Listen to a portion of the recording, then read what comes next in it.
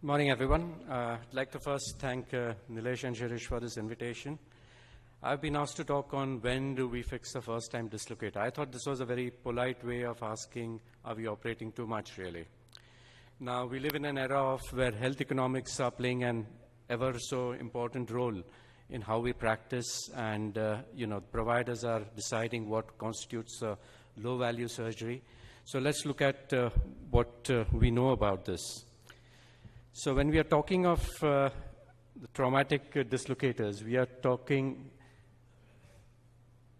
mainly of the Stanmore triangle polar type 1s. I don't know if you're familiar with this, but there are three polar types. One is the traumatic, atraumatic, and the multi-directional, the muscle patterning one. So we are talking mainly the polar type 1, the traumatic dislocations. We are not considering the ones where we have got a large bony Bankart, which we would go and stabilize. We are talking of the common Bankart lesion. So do these patients need stabilization? Now, the real answer is that we do not know. Yeah? So what I'm going to do is bombard you with a lot of evidence, one way and the other way. I'll tell you what I think about it. I will tell you what I do, and I'll let you to decide what you want to do. Now, this is the gold standard of any clinical research. This is a 25-year follow-up study which is prospectively done. Clinical research cannot get better than this. Started in 1978, carried out by Hovelius. So the evidence over here shows that about 50% of dislocators will dislocate either one time or they'll have one further episode of dislocation. Another 14% or so will stabilize over a period of time. And so you're really left with about 35% who keep on dislocating. So if you look at this and break it down according to the age group, again, you find that even under 25s, about a third of them will not dislocate again. Okay, you have a solitary dislocation. So is there any justification in actually offering surgery to all these patients? So that's a proper breakdown. So if you offer surgery to all of them, you will be probably offering surgery to about 30 to 50% who probably do not need a surgery. Does sporting activity matter? Well, the common feeling seems to be that, the more active you are, the more likely your shoulder will dislocate. But if you look at this evidence over here, it is funny enough, the patients who did not participate in contact sports had a higher incidence of recurrence, which is, goes against common belief, really. What about immobilizing the patient? Do you put them in a sling for 3 weeks? Do you get them moving straight away, or do you mismatch? It makes really no difference how you immobilize them, whether you get them moving or not. That's what the evidence shows. But probably Itoy showed that if you do immobilize a patient in an external rotation brace for 3 weeks, it does reduce their incidence of dislocation. But it's just not really a practical way of treating. I think the compliance is very, very low with this sort of treatment. So let's look whether we can predict the need for surgery. And this is something probably Vivek would be probably interested in looking at the predictions. Now, this prospective study looked at the risk factors. They found, as we commonly know, that the younger patients are at a higher risk. If they indulge in collision sports and indulge in overhead activities, they will have a higher incidence of recurrence. But does this justify offering them surgery? But even in this age group, and even in this cohort of people, they found that only 50% of them actually asked for a surgery. Okay, so you've got another 50% who do not want a surgery. They would rather be treated non-operatively.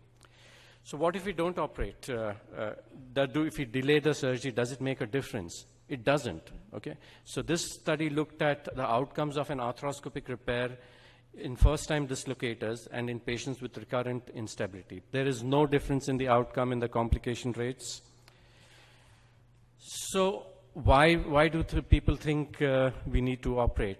I think our lifestyle has changed. Traditionally we have looked at recurrent instability as the outcome.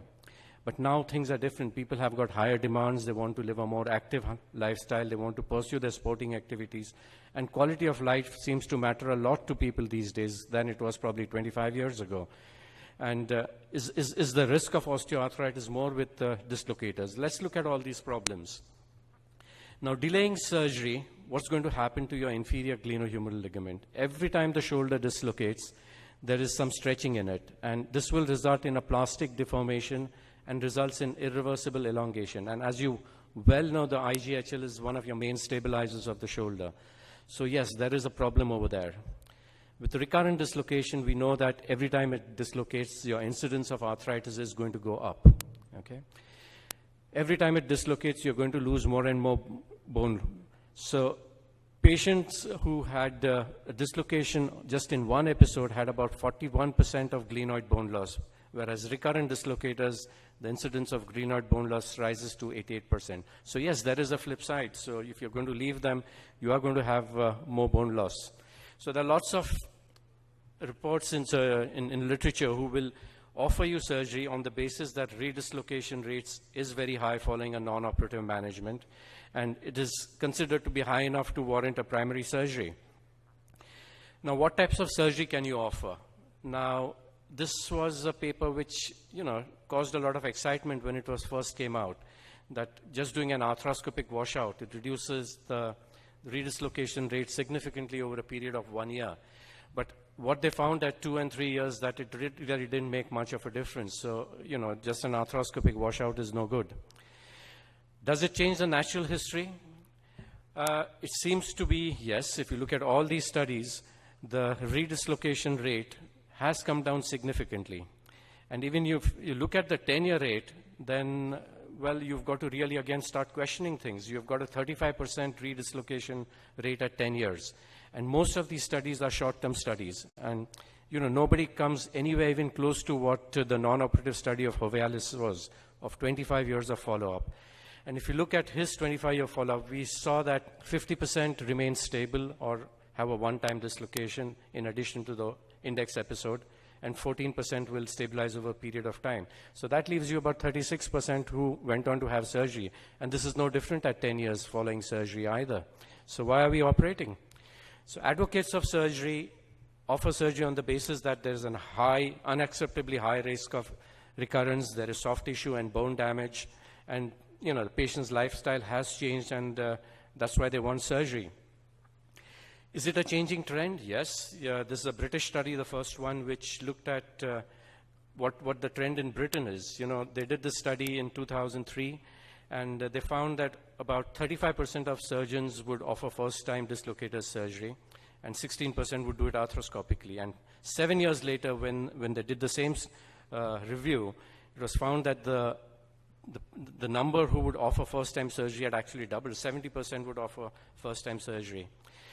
But if you look at the Cochrane database, okay, it is very, very clear. There is very limited evidence to support the surgical treatment in a first-time dislocator in an active young individual. And for the other age groups, there is no evidence whatsoever. So where does that leave us? So risk of future arthritis, I think your goose is cooked the time you dislocate your shoulder. Okay? In a normal cohort of population, you have a 20% arthritis rate at about 70 years. But if you look at a dislocator, after 25 years, 56% of them will develop arthritis. Okay? So the minute you dislocate your shoulder, you have a 2.5 times higher risk of developing osteoarthritis. It is quite important that patients who were surgically treated and stabilized had no difference in terms of moderate or severe arthritis compared to patients who had just a solitary dislocation. Okay, I think that's a very important finding over here at 25 years. And we do not forget the risk of surgery. So what do I think? Okay, this is purely non-scientific evidence, and I think it's quite clearly related to the car you use. Okay, if you drive one of these, you're a low-maintenance surgeon, probably the risk of offering surgery is, I think, quite low. If you go to one of these, I think you're more likely to offer.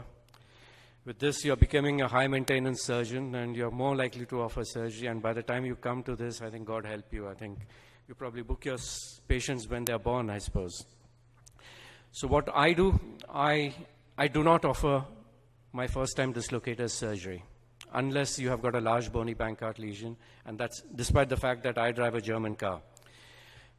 If the patient is over 25 years, yes, second-time dislocation, I will consider surgery. So I think to conclude, routine surgery in patients with a first-time dislocation constitutes over-treatment. I don't think you should be doing that. In a cohort of under 25s, you can probably consider, but with proper counseling. Thank you very much.